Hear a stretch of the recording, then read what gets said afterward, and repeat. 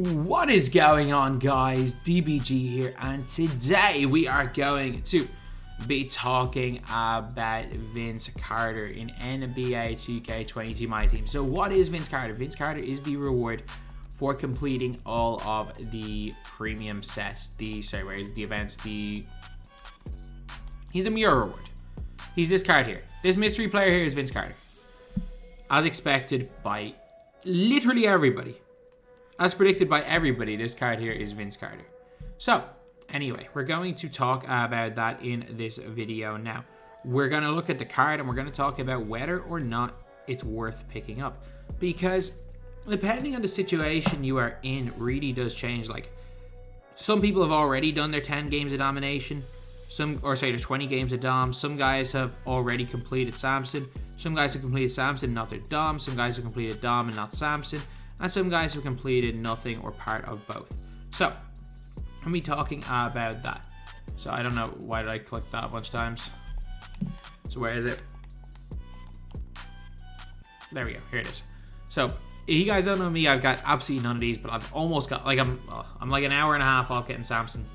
And then, obviously, 8 to 10 hours of Dom. I have about 10 hours. I probably have about 10 hours of playing this game left to do. In the next week, which is somewhat reasonable. So, the cards. First off, you get OPAL the Iron Fox for playing the 20 games of domination.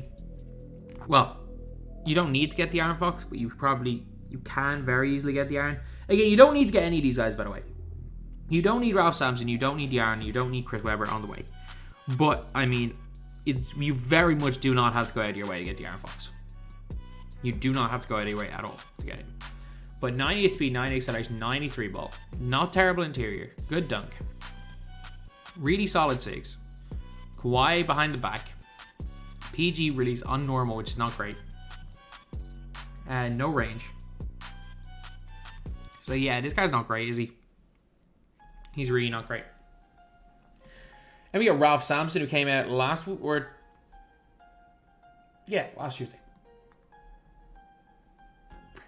So Ralph has got 75 speed, 75 acceleration. He's huge, by the way. 7'4", 7'8" wingspan, 79 3 ball. He's got 93 mid.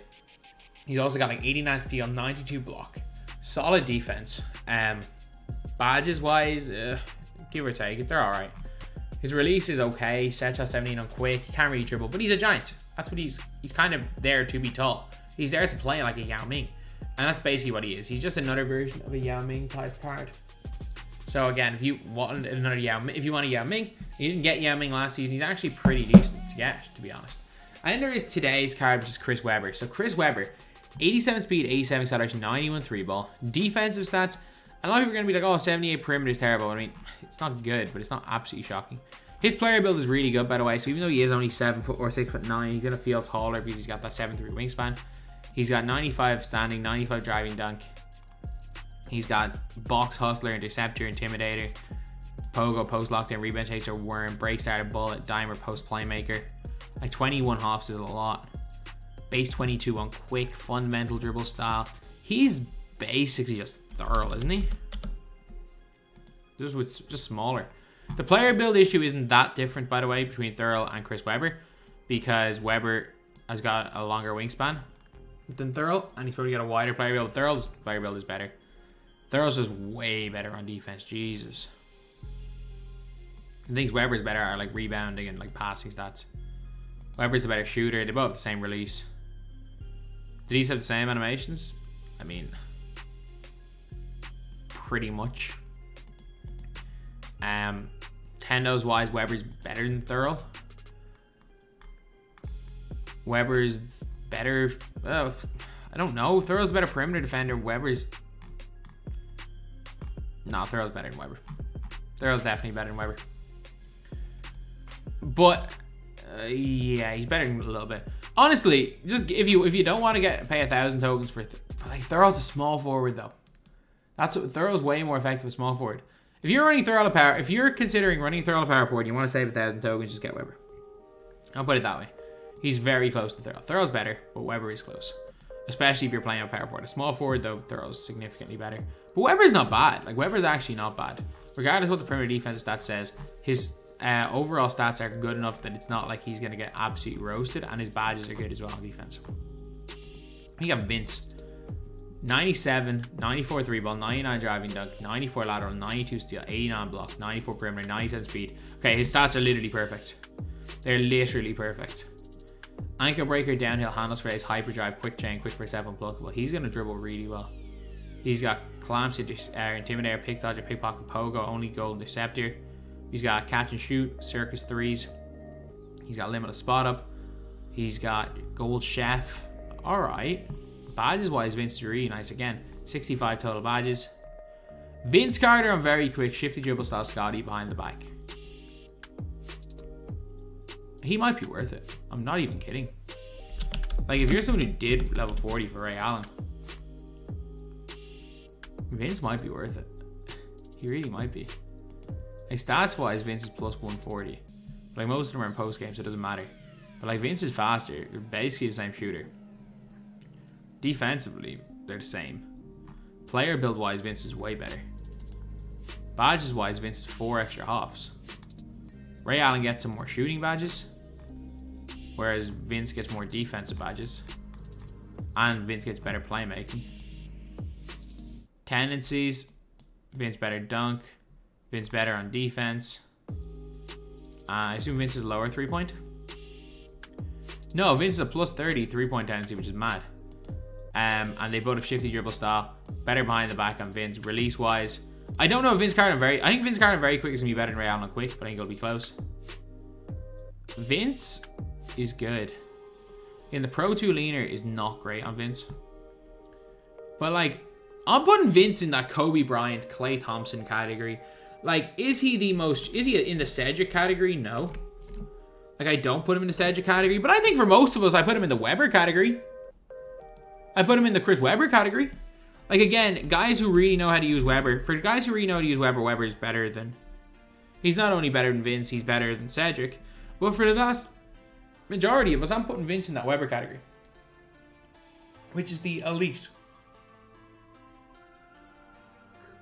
Like, he's elite. He's absolutely elite. Like, I know people are like, oh, he's just not, like, top tier. Is he a top 2 guard in the game? No. This is what I'm going to say. If you have the time and you really want Vince Carter, go get him. This card on the auction house would be about 300k MT. It's about 300k. He's about 300k MT on the auction house. He's so much better than RJ Barrett or Cam Reddish. It's not even funny. Not even I'm going to make that comparison and say Vince should be there.